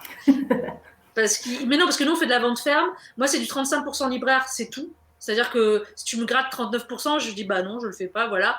Donc on est un peu dans un truc un peu rigide comme ça. Donc bah ouais, si Amazon et tout ça, ils négocient des trucs plus élevés, bah je dis non. Je dis non, on est à 35 et c'est de la vente ferme. Donc si c'est pas possible, bah on le fait pas et puis voilà quoi. Oui. Et Ouais, puis il faut voir éviter le- Amazon, c'est aussi un peu un truc qui rentre dans l'édition exemplaire. Enfin, je pense Bah que oui, aussi. Ouais. Mais c'est ce aussi serait un peu dommage de faire tous ces efforts pour à la fin vendre son livre Pour sur vendre sur Amazon. c'est aussi pour ça qu'on a que moi, bon, il se trouve que c'est ma sœur, mais qu'on est en train de développer notre propre pôle de distribution parce qu'on avait envie de tout maîtriser. Alors, je dis pas que c'est moins cher. Là, pour l'instant, on n'a pas assez de flux, donc on n'est pas moins cher qu'un distributeur normal. Mais néanmoins, voilà, moi j'appelle ma sœur, je sais directement où j'en suis. Et puis surtout, voilà, ma sœur, bah voilà, on publie pas sur Amazon, enfin, on vend pas sur Amazon. Ouais. Moi, je trouve qu'aussi, si on veut être cohérent, enfin, dans notre maison d'édition, si on veut être cohérent, on a tout intérêt à tout maîtriser parce que comme ça, on voit aussi les coûts. On peut dire à l'auteur, bah écoute, non, mais là, la distribution, c'est comme ça, on peut pas faire autrement, c'est le moins cher qu'on a eu. Après, si on augmente, on pourra avoir des transporteurs, ce qu'on n'a pas. Mais c'est aussi une vraie question parce que les diffuseurs-distributeurs, franchement, ils s'en mettent un peu plein les fouilles quand même aussi, quoi. En payant hyper mal. Bah oui, en payant hyper mal leurs camionneurs. Hein. Mais eux, ils sont quand même. Moi, c'est ça qui m'a le plus énervé au départ, c'est de dire purée, le gars, pour prendre mon livre, le garder chez lui et l'amener à la librairie, il gagne presque 3 fois ce que je gagne. Et puis, c'est le seul chaînon de la chaîne du livre qui n'a pas intérêt à ce que le livre se vende, puisqu'il est payé à l'aller, au retour et en location chez le. Et quand on voit que tous les gros éditeurs, ils ont tous leur propre réseau de distribution, et oui, du coup, ils se font de la thune avec les flux. Et les livres des autres. Mais du coup, par exemple, le pilon, eux, ils s'en foutent. En fait, ils s'en foutent de la surproduction parce qu'ils se font vachement d'argent sur le pôle distribution, finalement. Donc, en fait, c'est un espèce de système hyper... c'est un cercle vicieux, quoi, qui fait que, en fait, ça arrange tout le monde d'avoir du flux. Et donc, ça fait que le pauvre auteur, lui, par contre, se retrouve une semaine en librairie, puis son truc, il est pilonné. Puis voilà, quoi. Il aura eu 2 000 € d'avance pour un truc qui lui aura pris 6 mois ou 1 an. Mais ça, c'est lié, voilà. Et donc, nous, on veut casser ça aussi par la vente ferme. Parce que les libraires ne sont pas forcément hyper contents, mais bon. Et quitte à en vendre moins, au moins, ils sont vendus. Et puis de gérer d'arrêter de passer par des gros distributeurs. Enfin, après, les distributeurs des indés, c'est pas des gros distributeurs. Hein. Il y en a 2 ou 3, c'est pas non plus... mais... Enfin, voilà. Mais est-ce que du coup la vente directe, elle permet pas tout bêtement de lancer le livre? Enfin, j'ai l'impression que ouais, c'est ça. Bah nous on lance comme ça. Nous c'est ça. Le crowdfunding c'est rien d'autre que de la prévente. Hein. Ouais. Donc en fait nous on lance d'ailleurs les livres. Le deal c'est que le livre ne se lance que si le crowdfunding est un succès. Comme Ulule quoi. C'est-à-dire que si on n'arrive pas à remplir nos objectifs financiers, le livre ne se lance pas. Ce qui fait qu'on peut pas être dans la dette puisqu'il se lance que s'il y a au moins 500 contributions. Enfin je sais plus combien c'est, mais en général c'est si on en a 400-500 c'est là où on peut commencer à lancer le livre. Et dans un deuxième temps, on fonctionne normalement, mais c'est vrai que nous, on mise sur le public, en fait, sur les auteurs qui ont une espèce de fanbase, enfin, qui ont des lecteurs qui vont être fidèles et qui vont les encourager en achetant leurs livres à l'avance. Et ça, c'est vrai que nous, toute notre économie, elle est là-dessus. Sinon, on ne pourrait pas faire les prix. On ne pourrait pas distribuer l'argent comme on le fait si on devait investir. C'est ça, ouais. Et ça évite aussi d'investir l'argent des livres qui marchent bien pour des livres on n'est pas sûr que ça va marcher. Alors après, nous, on a créé un système de parrainage là qu'on va mettre en place où un auteur, en gros, il signe dans son contrat que s'il fait un très bon crowdfunding, il s'engage pendant 6 mois à ce qu'on bloque une partie de son argent et que s'il trouve un poulain, c'est-à-dire quelqu'un dont il croit vachement au travail, qui débute, un jeune ou quelqu'un qui n'est pas très connu, on peut se lancer sur exemplaire et que s'il ne remplisse pas ses objectifs, le crowdfunding de l'auteur va compléter le crowdfunding du poulain. Okay. Ce qui permet de faire en fait ce que font déjà les éditeurs mais en demandant l'avis à l'auteur. Donc en gros, moi je vais le faire, je pense que je vais prendre une personne et si je fais un beau crowdfunding, je dirais je veux bien qu'on bloque 3 000 ou 4 000 euros de mon crowdfunding pendant 6 mois et ensuite on se rembourse si le truc marche pas, on se rembourse aux ventes de l'auteur. Et ça permet de lancer des jeunes aussi parce que sinon notre maison d'édition elle marche que pour les gens qui sont déjà un peu connus. Donc là ça permet de lancer des gens moins connus. Garance. Non, c'est trop bien que tu dises ça, Lisa, parce que moi, c'était un peu mon doute où je me disais, mais le crowdfunding, parfois, on peut le voir comme un truc génial, mais en fait, ça a ses limites parce que si on débute, en fait, on a peut-être personne qui va précommander le livre. Et c'est vrai qu'aussi, le travail d'une maison d'édition, à la toute base, c'est quand même de découvrir des talents. Et si on perd ça, c'est quand même hyper dommage, quoi. Ouais, alors nous, on a un deuxième système qu'on est en train de mettre en place et qui me plaît trop, mais après, bon, faut voir si ça marche, mais on est en train de le faire déjà pour une personne, c'est le coaching. En gros, on prend, par exemple, on débusque un jeune auteur prometteur sur Insta, mais il n'est pas encore tout à fait mûr. Et plutôt que de le laisser pourrir tout seul ou qu'il se fasse embarquer par un éditeur, on lui dit, nous, on te coach, c'est-à-dire pendant 1 an, on t'accompagne, on te donne des conseils, on t'aide à augmenter ton tes followers, et quand on sent que tu as assez de followers et tout, on te lance sur exemplaire. Donc ça nous permet en fait de nous engager avec des auteurs, et après on prend un petit pourcentage supérieur parce que la personne qui l'aura coaché 1 an, il faut bien qu'elle se rémunère, donc il aura un pourcentage quand même élevé, mais moins élevé que les autres. Et donc on s'est dit là aussi, ça peut nous permettre déjà parce que là, le nombre de fois où je vais sur Insta, je dis à un auteur, ah, c'est trop bien ce que tu fais, il dit, ouais, je suis déjà chez Lapin, ou je suis déjà chez... En fait, ils sont déjà pris par des éditeurs, et je me dis, mince, nous, il aurait été tellement bien chez nous. Je me dis, là, au moins, on peut arriver encore plus en amont et les choper avant qu'ils se fassent... Vous êtes plus très loin de créer votre propre école, en fait, là. Voilà, après, on va créer une école. L'école exemplaire. Voilà, l'école exemplaire. Où on formerait les étudiantes et étudiants aux questions juridiques et administratives. Ah oui, ils sont obligés de venir aussi. Et le diplôme de fin, c'est publier son album, du coup. Ouais, et ce sera compté parce que sinon, les auteurs, les étudiants, je vois très bien chez les Arts Déco, ils viendront jamais au cours là. Ouais, donc en fait, je pense qu'il faut vraiment que ce soit avec un examen à la fin, enfin un vrai truc, parce que c'est chiant, mais il faut le faire. Hein. Tu peux pas te passer de ça en fait. Ou alors il faut des saucisses.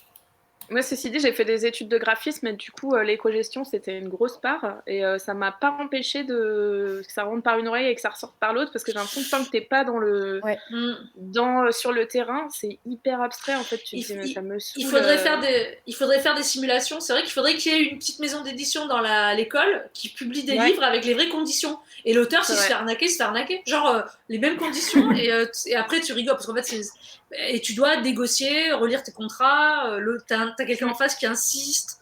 Il faudrait faire des c'est hyper intéressant ce que tu dis, parce qu'en fait, dans les arts déco, ça fourmille en fait d'éditions, en fait, de fanzines et tout comme ça. Mais c'est fait justement avec beaucoup de naïveté, en mode genre ça ne coûte rien à faire parce que c'est à l'école.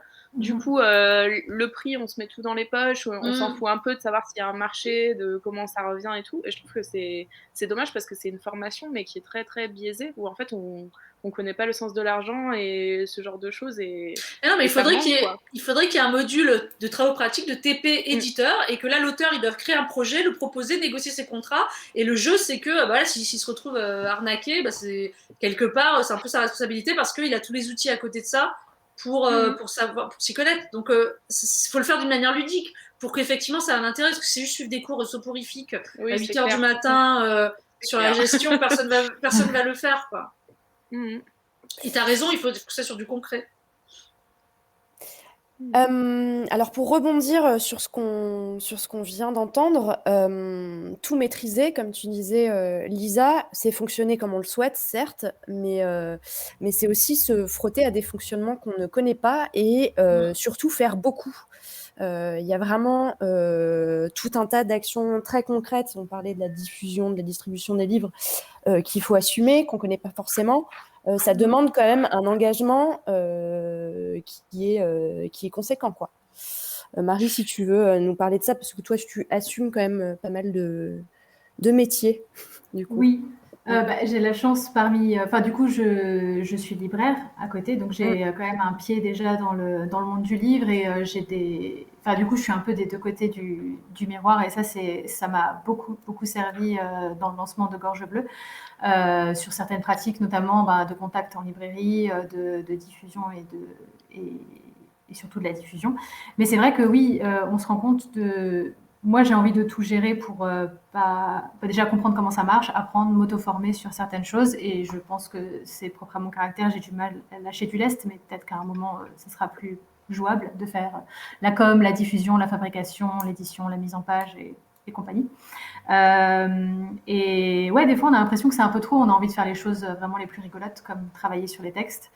Mais en fait, le truc le plus facile, c'est faire le livre d'une certaine manière, et après, une fois qu'il faut l'amener au lecteur, l'amener en librairie, c'est vraiment la partie compliquée qui débute.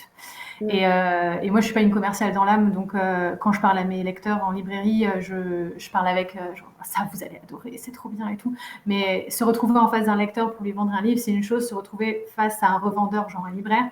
Moi, je sais que les premières fois où je suis allée en librairie pour parler de mes livres, vu que je suis aussi libraire, je me suis vue à travers les yeux de l'autre. Le libraire, en me regardant, il disait qu'est-ce qu'elle va essayer de me vendre et tout. Et moi, je disais non, mais ils sont bien, mes livres, je vous promets. Et t'as l'impression d'être vendeuse de tapis un petit peu. Et ouais, ça c'était un peu difficile, mais j'apprends et c'est super enrichissant en fait. Mais c'est vrai que tu parlais des salons fermés. Moi, ce qui me manque vraiment beaucoup, c'est de rencontrer les autres professionnels du livre et d'échanger les bonnes pratiques. Et ça, c'est un truc, j'ai lancé en fin 2019 la maison d'édition. Et ben mars 2020, voilà, toutes les librairies fermées, on peut pas trop bouger, machin. Voilà, j'ai pas pu échanger avec énormément de monde du milieu du livre, quoi, dans les endroits où on se retrouve habituellement, parce que genre les salons. Et voilà, des salons. Lisa. Nous, on délègue à mort, hein. Enfin, là, Ouais. c'est pas possible pour l'instant parce qu'on crée la boîte, mais pas par exemple dans le pourcentage, comme je disais, il y a un pourcentage de l'accompagnement éditorial. Donc là, à l'heure d'aujourd'hui, normalement, il y a quelqu'un qui s'occupe du suivi éditorial des auteurs qui le souhaitent.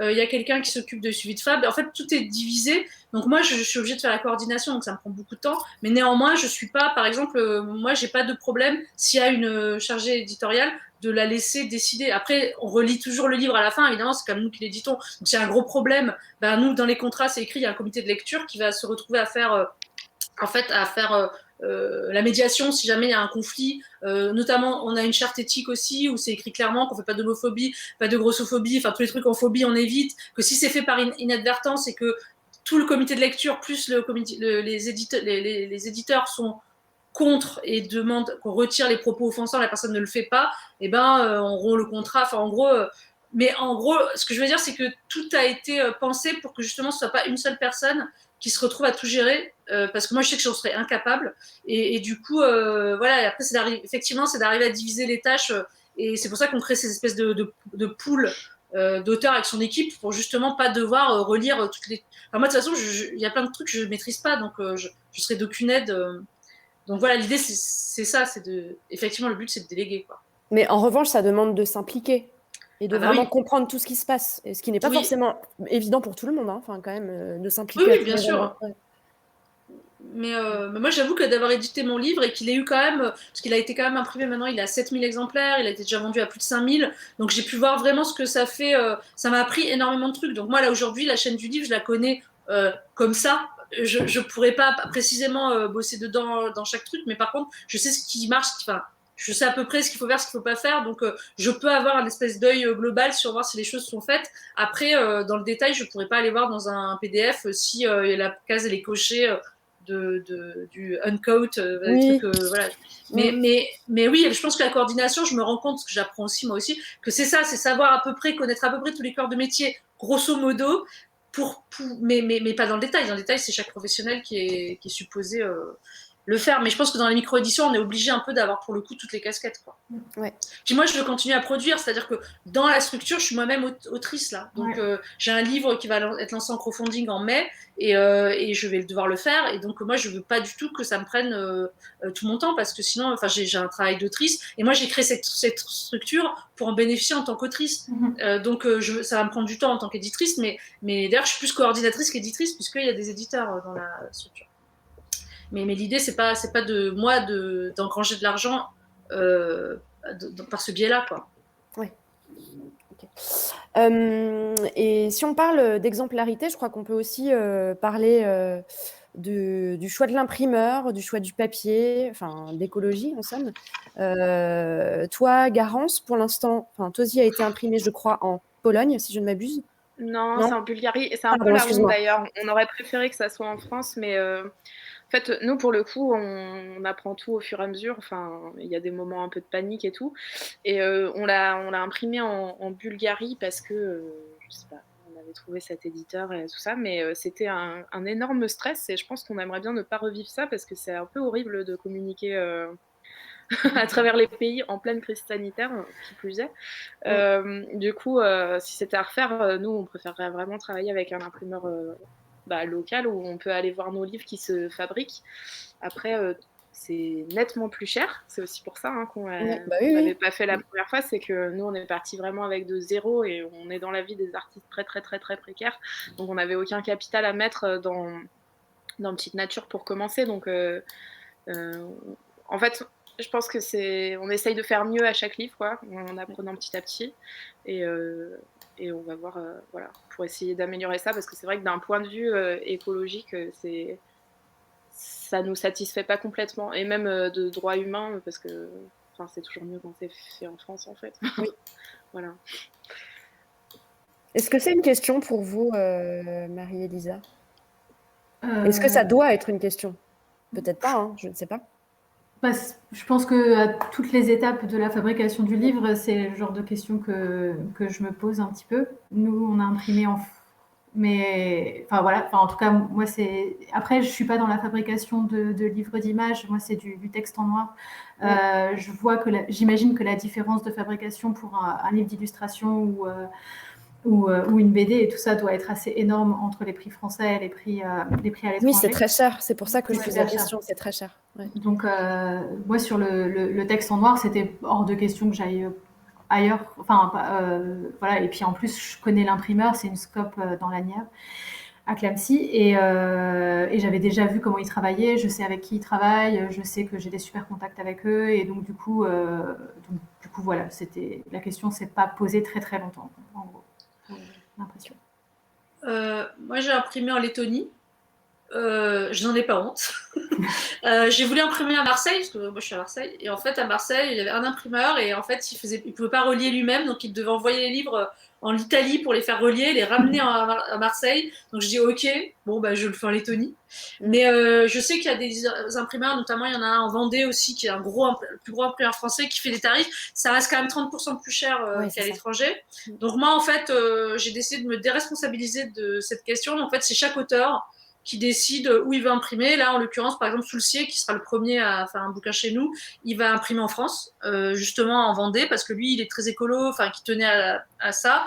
Par rapport même aux enveloppes, on essaye là de trouver des enveloppes que cartonnées pour éviter d'avoir du papier bulle qui est extrêmement polluant. Après, moi, je pense qu'imprimer en Europe, enfin, peut-être que je me fais des bonnes excuses, mais moi je connais beaucoup, justement, je connais pas mal de gens des éditions Misma, Lasso, les Requins Marteaux, enfin tout le monde imprime dans les pays de l'Est. Oui.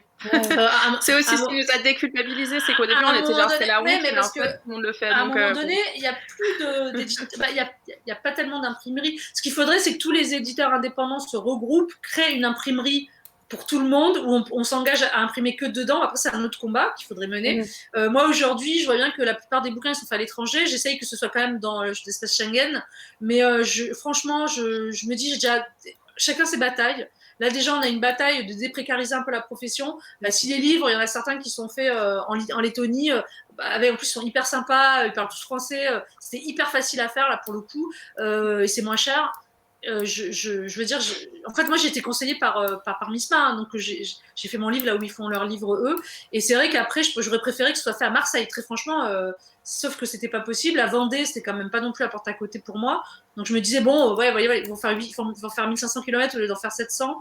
Je sais pas si finalement, parce que nous on stocke à Marseille, donc au final. Mais après, je suis d'accord que c'est une question, mais je trouve qu'elle est pour le coup, elle est assez individuelle.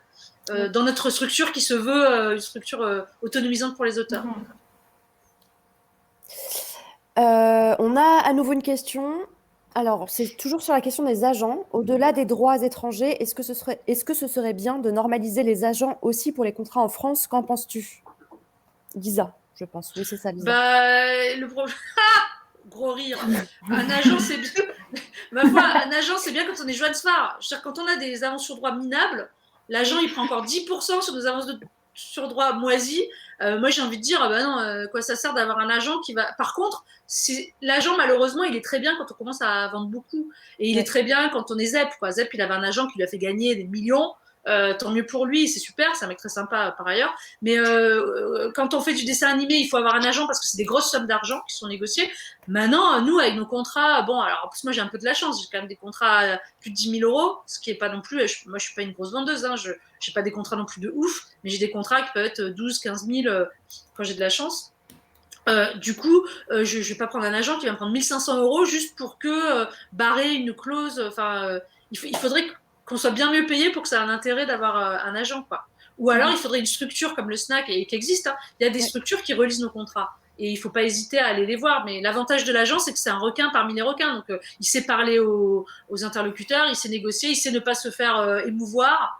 Mais je ne crois pas qu'on ait les moyens, nous, les auteurs de BD, d'avoir des agents. La plupart d'entre nous, les 1500 euros, on en a besoin parce que ça fait un mois, voire 2 mois de revenus et que juste, on préfère les garder pour nous, quoi. Mais après, voilà, dans l'idée, ce serait formidable.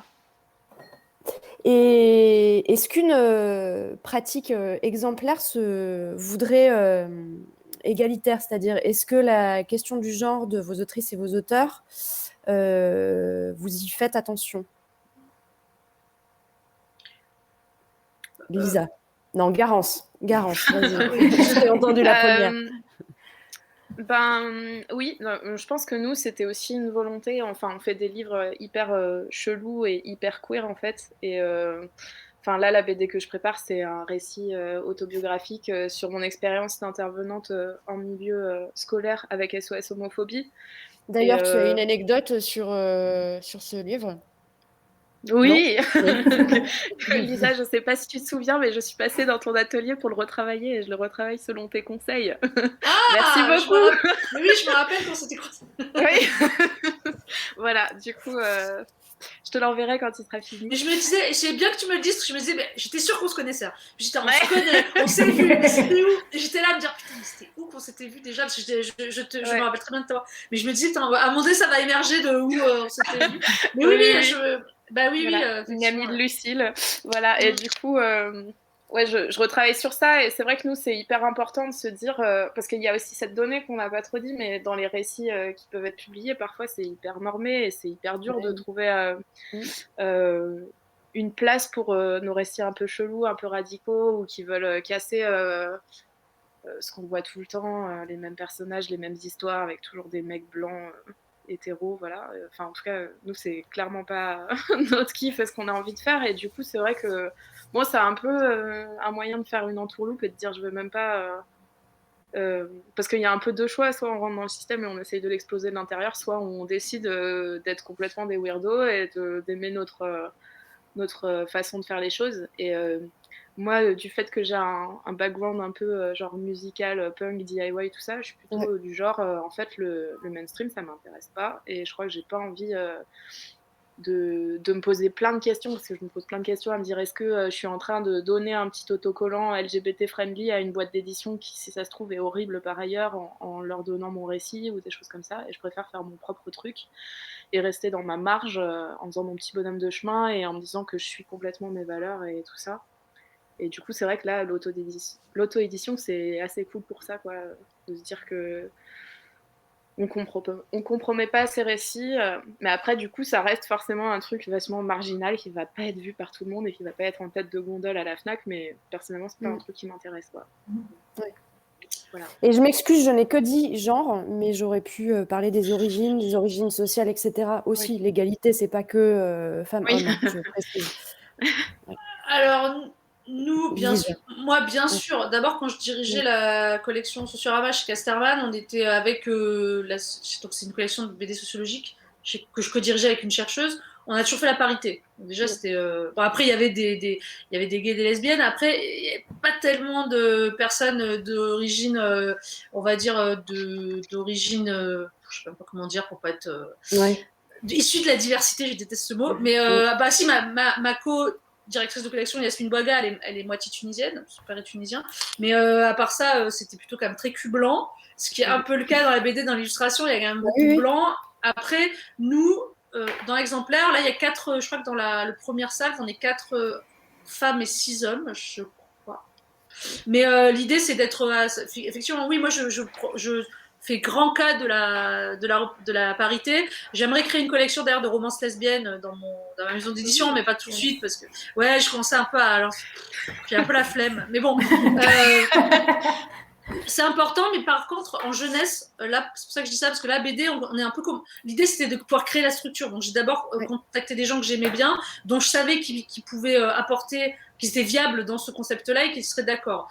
Aujourd'hui, par exemple, on va créer une collection jeunesse et celle-là, par contre, on est en train de la réfléchir en amont pour que les créatifs, parce que je disais au début, que ce soit les illustrateurs, les écrivains, ils soient issus qu'ils soient représentatifs de la société française, donc qu'il y ait des gens de tous les genres et de tous les milieux et de toutes les origines, et ensuite que les personnages qui seront traités en jeunesse, il soit représentatif aussi de cette diversité-là. Donc, il y aura de l'homoparentalité, mais qu'en gros, qu'il y aura des personnes, il y aura des petites filles noires qui seront des héroïnes, au lieu que ce soit des petits garçons blancs comme d'habitude. Mais par contre, ça ne sera jamais dit. C'est-à-dire que ce sera d'histoire normale, le sujet ne sera pas ça. Parce que là, aujourd'hui, dans l'édition jeunesse, on a beaucoup Antoine a deux papas ou machin a deux mamans, mes deux mamans, et en fait on s'en bat l'œuf. C'est-à-dire qu'en gros, nous on va faire les mêmes histoires qui seraient arrivées à un couple hétéro de base, ce sera deux femmes par exemple, mais ce sera un non-sujet. Moi c'est ma position depuis le début de ma carrière, c'est de traiter de ces sujets-là en faisant des non-sujets. Donc à chaque fois que j'ai parlé, excusez-moi, j'ai un insecte sur mais voilà, en parlant voilà, donc c'est parler d'homosexualité sans que ce soit, en fait moi, je suis pour la visibilité, quoi. C'est-à-dire qu'on soit là, qu'on existe dans l'espace public, pour autant que ce soit pas un sujet, quoi. Parce que moi, aujourd'hui, mon orientation sexuelle n'est pas ça fait partie de moi, c'est important, je le cache pas, voire même je fais l'histoire dessus, mais c'est pas un sujet, je sais pas comment dire, c'est comme ma couleur de mes cheveux ou mon poids, quoi. À un moment donné, oui, il y a des moments où ça devient un sujet, enfin, globalement, c'est pas ça qui me définit. Et on aimerait bien, moi, j'ai à cœur dans cette maison d'édition qu'il y ait cette énergie-là, quoi, et cette philosophie-là. Mais après, c'est pas facile parce qu'il y a très peu il y a très peu de gens dans les écoles d'art qui sont issus de milieux plus populaires et qui sont issus qui sont d'origine immigrée. C'est très rare pour la simple et bonne raison que quand un enfant issu de l'immigration réussit, il va pas du tout avoir envie de faire un boulot de merde où il risque d'être au RSA. Et ses parents vont pas le pousser forcément à faire ça. Donc, il va faire un boulot qui rapporte de l'argent, un boulot plus réputé, je sais pas, avocat, il va faire une grande école de commerce, et il va pas forcément faire une école d'art. Aujourd'hui, je pense que ce qui manque, c'est des structures comme par exemple Courtrajmé à Marseille, qui a créé un truc dans les cités. Moi, je sais que quand je serai plus vieille, ce que j'aimerais, c'est pouvoir créer des écoles ou créer des classes dans des quartiers défavorisés et qui soient à l'intention d'un public qui d'habitude n'a même pas accès au lycée appliqué, qui en fait, parce que si on fait pas rentrer des gens au départ, on n'aura pas à l'arrivée, quoi. Je veux dire, je vois pas comment on peut se retrouver avec des illustratrices mélangées, je sais pas comment dire, des illustratrices d'origine variée, si au départ on prend pas de diversité dans les écoles. Après, ça pose la question de la discrimination positive, exactement, à laquelle j'adhère à 200%, mais qui fait grincer beaucoup de dents. Voilà. Marie, de ton côté?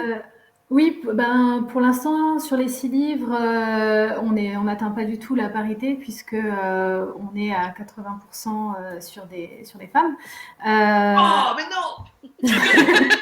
Justement, là, mais il n'y a plus d'espace de parole, plus personne ne peut rien dire, et puis voilà. Enfin bon, l'idée c'était que, je suis amenée à lire beaucoup à cause de la librairie et tout ça, beaucoup de fiction parce que c'est ce qui me fait kiffer en général, et je lis souvent. Enfin, j'ai développé une espèce d'allergie à certains récits qui se ressemblent. Genre, je descends le boulevard de Paris, je me demande si je dois quitter mon mec ou pas, et tout ça, et c'était quelque chose que, les récits assez nombrilistes, c'était quelque chose desquels je voulais m'éloigner. Et au final, surtout les manuscrits que je reçois, parce que j'ai beau publier que 3 titres par an, à un très petit tirage et tout ça, je reçois énormément de manuscrits. De fait, tous ceux que je reçois et qui m'intéressent sont pas souvent écrits par des hommes, parce que ça... Voilà, c'est bon. De fait, j'ai publié beaucoup de femmes, ça m'intéresse de savoir ce qu'elles sont... Enfin, quand on en parle, celles qui sont... Quand les gens s'amusent à parler de la littérature, on a l'impression que la littérature écrite par des femmes est un genre à part entière. Donc, on a les auteurs de polar, les auteurs de fiction, les auteurs d'essais et tout ça, et puis les autrices femmes, comme si, alors que les femmes peuvent écrire des polars et des essais et tout ça. Et je voulais m'intéresser au départ à comment, une fois qu'on enlève la question du genre, en fait, les particularités de chaque autrice et de chaque plume pouvaient ressortir. Si on enlève le dénominateur commun du genre. Comment est-ce qu'on pouvait faire ressortir les différents talents, les différentes approches de la production contemporaine en francophone, quoi. Et là, donc au départ, c'était beaucoup des femmes, et puis je reçois plein de choses. Et là, cette année, il y a une des pièces de théâtre que j'ai publiée, a été coécrite par Alix et Sarah. Donc Alix est un bonhomme. Donc j'ai publié un homme. Et voilà, je peux le dire. Donc on peut pas t'accuser de misandrie, du coup. Non, c'est ma conscience. C'est pas mon quota, mais c'est ma caution pas misante. Et donc voilà. Mais ouais, je pense qu'il y a des gens qui n'ont pas de problème pour être publiés. Et ça m'intéresse. Enfin, j'ai pas envie que de publier des gens qui ont des problèmes pour être publiés, mais je veux dire, ils n'ont pas besoin de moi pour les publier, pour les pousser, pour les porter. Donc, c'est pas trop mon combat. Voilà. Alors, il nous reste 10 petites minutes. Ce que je retiens en vous écoutant, en fait, et j'y pensais là comme ça, et on en avait un petit peu parlé avec Marie aussi, c'est la question des circuits courts. On en parle beaucoup dans l'alimentation, mais à vous entendre et à contempler vos exemples exemplaires, j'ai l'impression qu'il y a aussi ça qui se joue dans l'édition aujourd'hui, et on revient à des pratiques qui encouragent plus de proximité, plus d'humanité, de solidarité aussi entre les métiers, etc. J'ai l'impression qu'on revendique aussi le circuit court dans l'édition. Est-ce que c'est vraiment le cas? Est-ce que c'est pas juste des jolies intentions? Alors nous, on va avoir une partie de notre stock qui va directement chez l'auteur. Je sais pas si c'est ça le circuit court et qui va pouvoir le vendre directement à sa grand-mère. Si c'est ça après, circuit court, en imprimant en Lettonie, on peut pas dire qu'on soit vraiment circuit court. Mais après, on souhaite pas forcément les intermédiaires, hein, puisqu'on veut travailler aussi avec les libraires. Mais c'est vrai que si on peut avoir une partie de notre production qui part en circuit court et dont l'argent revient directement à l'auteur, on s'en félicitera, quoi. On va pas pleurer si on arrive à... Et c'est vrai que les auteurs vont avoir quand même un certain nombre de livres qui vont pouvoir vendre directement de la main à la main et du coup gagner vraiment beaucoup plus encore beaucoup plus, qui vont être plus à du 65%, je sais pas combien. Donc ça, c'est l'idée. C'est vrai que plus l'auteur il est proche du consommateur et plus il va être bien rémunéré.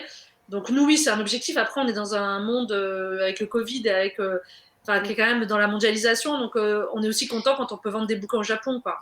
Ouais. Parce qu'en France, il y a quand même le tarif livré. Enfin, on n'avait jamais vendu au Japon. Pour l'instant. Non, mais si on vend un livre en langue française à l'étranger, il y a un tarif livré brochure à la poste qui fait que c'est encore moins cher que de le vendre en France. Donc ça, c'est super. Il y a une guichetière qui m'a dit, parce que souvent c'est un peu le bras de fer quand je veux faire passer ce tarif-là pour envoyer en Suisse ou en Belgique. Et donc j'essaye de mettre mon visage de la personne la plus sûre de moi en disant si, non mais... oui. Eh bien, ils font vachement de rétention d'informations et ils te sortent des espèces de fausses trucs. Et elle m'a dit, vous savez que ça va être supprimé. Pardon. Non, il faut rajouter les trucs de douane. Mais non, ça va pas être supprimé. Ça va être supprimé. Moi, ça a déjà augmenté depuis... en tout cas, c'est le tarif qui apparaît quasiment nulle part. La moitié des non, il faut le demander au guichet. Oui, c'est obligé. Tu peux pas le faire à la machine, c'est pas possible. Non, mais même, il donne pas l'information sur Internet. Il faut aller au guichet, c'est un espèce de truc secret. Mais c'est ça. Guichet, Mais parfois, on a l'impression que des postiers le connaissent même pas non plus. C'est assez étonnant. Il faut être sûr de soi. Ils font c'est ça. C'est genre, oui, je le fais toutes les semaines. Je suis sûre. La dernière fois, elle m'a dit la prochaine fois, vous fermerez pas votre colis pour que je vérifie que c'est bien un livre francophone, hein, parce que c'est quand même pour la diffusion de la langue francophone à l'étranger. Et en fait, ils sont trop vénères sur le tarif livré brochure. Ils prennent ça comme une espèce de vendetta perso. Voilà. Ouais, mais après, quand on est... Enfin, moi, vu que maintenant, je vends beaucoup et que je fais Marseille, après, on a trouvé une bonne poste où ils nous connaissent. Et là, après, ils font plus... Enfin, après, c'est qu'il faut avoir ses habitudes, en fait. C'est comme partout. Hein. Chez nous, ils tournent. Les agents, ils tournent de bureau en bureau. C'est pas souvent les mêmes. On les retrouve. Enfin, bref. Après, c'est le carré. Je pourrais raconter. Enfin, le carré pro. Question bête, vous gérez comment vous entreposez où vos livres? Parce que la question du stock, elle est importante aussi. Ouais. Nous, c'est le premier truc qu'on a fait quand on a projeté de faire un livre. On a fait une modélisation 3D de l'espace que ça allait prendre en se disant est-ce qu'on peut vraiment les stocker. Mais du coup, on a un atelier, donc on stocke dans notre atelier pour le moment. Et en fait, comme on a fait un système de prévente, on a fait un nombre d'impressions un peu conscient qui fait que notre stock il est quasi écoulé. On a vendu les 3/4 là pour le moment, donc en fait on stocke pas trop finalement. Moi j'ai une partie. Pardon, vas-y. Marie, vas-y. J'avais jusque là, comme je travaillais à la maison, j'avais loué un box dans lequel je mettais tous les livres. Et en fait, depuis janvier, je partage un bureau et il y a une super cave. Et donc, du coup, tous mes livres sont à la cave du bureau. D'accord. Et moi, c'est ma sœur. Du coup, elle a chopé un double garage gratos. Mais après, en fait, ça va, en fait, même 5000 livres, c'est pas tant d'espace, s'il est pas trop gros. Mais c'est vrai que quand il y en aura beaucoup, je pense qu'au bout d'un moment, on louera un local. Mais pour l'instant, le stockage, il est géré. De toute façon, comme on a délégué à une tierce personne, c'est pas nous qui stockons. Moi, j'ai une partie à mon atelier aussi. On a mis des grosses étagères, donc j'ai une partie de mes livres là. Mais c'est vrai que c'est le nerf de la guerre, c'est le stock. C'est pour ça que notre maison d'édition, au départ, on avait dit aux auteurs, vous stockez chez vous. Puis en fait, rapidement, on a trouvé une alternative parce qu'on s'est dit, tous les auteurs parisiens, puis tous les gens qui ont des petits apparts, puis c'est horrible en fait. Donc on a décidé de proposer ce service en fait. Okay. Gratuitement. Ah, ouais, ça doit être... Il reste 5 minutes, alors je vais vous demander chacune de clôturer cette table ronde, une pratique exemplaire de l'édition, en me disant ce qui est le plus important pour vous en termes d'exemplarité. Garance, on commence par toi. J'ai même pas eu le temps de réfléchir. Qu'est-ce qui est le plus important Je pense que le plus important, c'est de faire un livre dont on est tous et toutes fiers, en respectant chacun et chaque personne qui travaille à produire ce livre, en fait. Et qu'il n'y ait pas de compromis et de sacrifice majeur au nom de ce livre. Voilà. Ben, je rejoindrais pas mal Garance que tous les acteurs et actrices liés à la fabrication, à la conception, à la création, soient au courant de tout et qu'ils soient respectés dans leur travail. Et après, c'est clair qu'à l'échelle nationale et à l'échelle collective, il y a plein de choses à faire sur la question des créateurs et des créatrices. Et pas reproduire des pratiques qui ne sont pas vertueuses. Voilà.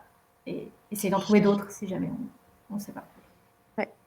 Ouais, ben moi je partage tout à fait votre opinion. Moi je suis pas d'accord. Je suis pas d'accord, je trouve que non, et c'est aussi je dis un truc, ça fait vraiment cucul-à-pral, mais je pense aussi qu'il faut avoir d'une certaine manière le cœur pur quand on fait ça, c'est-à-dire quand on commence à faire ce métier, en espérant pouvoir gratter de la thune, c'est le début de la fin.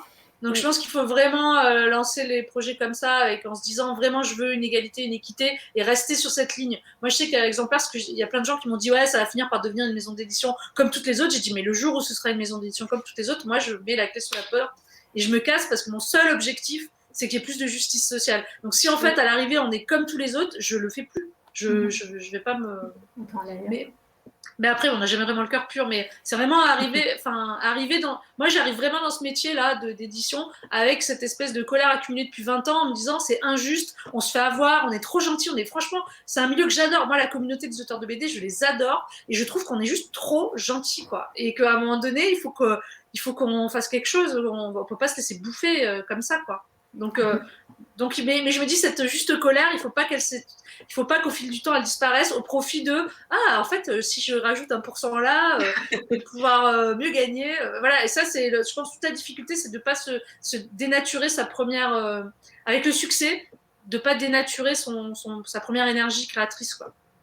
Et je trouve que votre nom exemplaire est super chouette parce que en introduisant des nouvelles pratiques et un nouveau système, parce que vous avez déconstruit plein de choses de ce qui se fait où vous êtes carrément juste posé les bonnes questions au bon moment, vous créez peut-être à moyen terme un rapport de force avec d'autres boîtes qui vont être obligées de suivre. Et ça, c'est super chouette parce que c'est comme ça que vous changez les choses. Moi, je crois sincèrement que notre modèle, s'il s'avère qu'il marche, on va être copié, c'est obligé. Ouais. Après, je me dis là où c'est bien, c'est que comme nous, on n'a pas l'objectif derrière de se faire plein de thunes, on sera copié jusqu'à un certain point, mais au bout d'un moment, parce que vu ce qu'on gagne en tant qu'éditeur, franchement, ça fera envie à personne. Mais c'est suffisant. Moi, j'estime qu'il faut que ce soit représentatif du travail que j'y ai passé. Mais voilà, donc après, les gros éditeurs, on verra ce qui se passe. Et puis on verra si notre projet marche, mais effectivement l'idée c'est de changer les pratiques et de créer, en fait d'inverser le rapport de force. Aujourd'hui on est, par exemple, nous on veut vraiment bosser avec les libraires, il y a des libraires d'enfer géniaux qui, moi je le vois sur mon livre auto-édité, qui m'ont vendu je sais pas combien de livres, qui sont hyper motivés et qui sont à fond sur le projet. et ceux-là, j'ai envie de bosser avec eux, mais à fond. Après, on est à égalité, c'est-à-dire que si demain un libraire, là, les libraires, ils font un peu, des fois, il y en a certains, ils connaissent pas, puis ils font un peu. Alors, moi, j'en ai rien à foutre qu'un libraire ne puisse bosser avec lui. On est dans une économie où le libraire, il est important, mais il n'est pas essentiel. C'est-à-dire que si vraiment, moi, si je dois bosser avec 50 libraires géniaux, je préfère que bosser qu'avec 200 libraires, dont certains n'auront rien à foutre de notre boulot.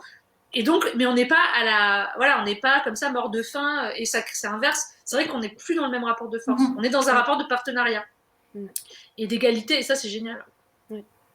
Rappelons au passage, Marie, que ta maison d'édition a été créée il y a 1 an et demi, si je suis bonne en maths, et que tu ne te payes toujours pas. Non, l'objectif, c'est pas de me payer, enfin, tout ce qui revient à la maison d'édition, c'est pour imprimer les livres suivants. Et l'objectif, c'est si jamais j'arrive à maintenir à stabiliser un espèce de business plan et tout ça, au bout de 5 ans, je regarde si j'arrive à dégager un salaire et du coup passer à temps plein en tant qu'éditrice. Et si j'arrive pas, ça aurait été une jolie aventure, j'aurais sorti des livres. C'est cool, mais voilà. Pendant 5 ans, je pense gratos. J'aime bien que tu dises ça parce que moi, il y a un truc qui me plaît pas trop et que j'entends régulièrement dans ce métier, justement en montant exemplaire, c'est les gens qui arrivent en disant « Ah non, non, non, non, mais je fais pas ça pour l'argent ». J'ai envie de dire, mais tu sais quoi, t'as une rente? Ça m'énerve, c'est genre, toi t'as une rente, en fait t'as pas besoin de gagner, toi t'as pas besoin de payer ton loyer. Genre moi, je sais pas que je le fais pour l'argent, mais j'espère bien ne pas m'appauvrir en faisant le boulot, quoi. Donc à un moment donné, oui, l'argent, il est hyper important, voilà. Donc je suis contente que tu dis ça. Tu t'aurais dit, je ne le fais pas pour l'argent, j'aurais dit, ah bah non. Non, mais c'est pas un métier passion non plus. Enfin, je me dis, si j'arrive à créer un emploi, mon propre emploi, c'est génial. Si j'arrive à en créer d'autres, encore mieux.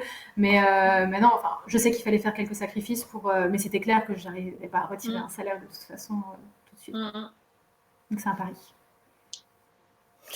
Eh ben, merci à vous trois, merci Garance, merci Lisa, merci Marie. Merci à vous trois. Lisa, on peut attendre d'ici une quinzaine de jours, peut-être un peu plus, le lancement d'exemplaires?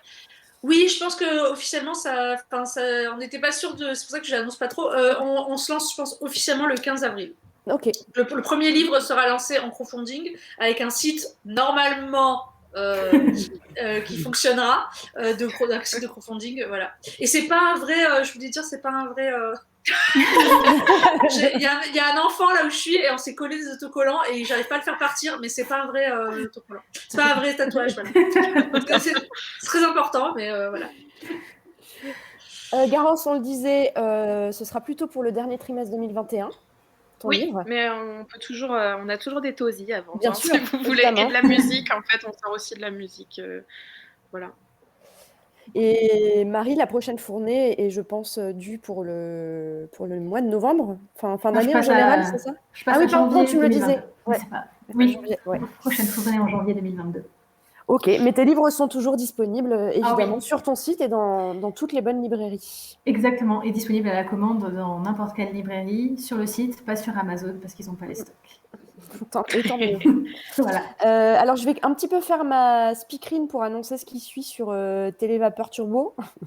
On a le Club Distro avec Guy Pradel et Philex à 17h, un B-débat de 19h à 21h, et de 21h à 22h, l'exceptionnel Tonight's Gonna Be a Good Night Show, animé par Einstein et qui promet monts et merveilles. Et on a à 23h une surprise bricolée par Atef, Nelly et Adrien. Je pense qu'il sera question de musique. Merci beaucoup à toutes les trois. Merci. Merci. Et puis, je vous souhaite une bonne continuation et de l'argent pour pouvoir manger des pâtes, parce que c'est bon, les pâtes, quand même. Des pâtes. Non, mais des pâtes, on va pas manger des pâtes. Du homard. Oh, pas du homard, alors. Oui, voilà, c'est ça. Un bol bobo. C'est ça. Un Bouddha bol. Voilà, un Bouddha bol de bobo. Merci à tous les trois. Et puis, merci aux spectateurs et spectatrices qui nous ont suivis.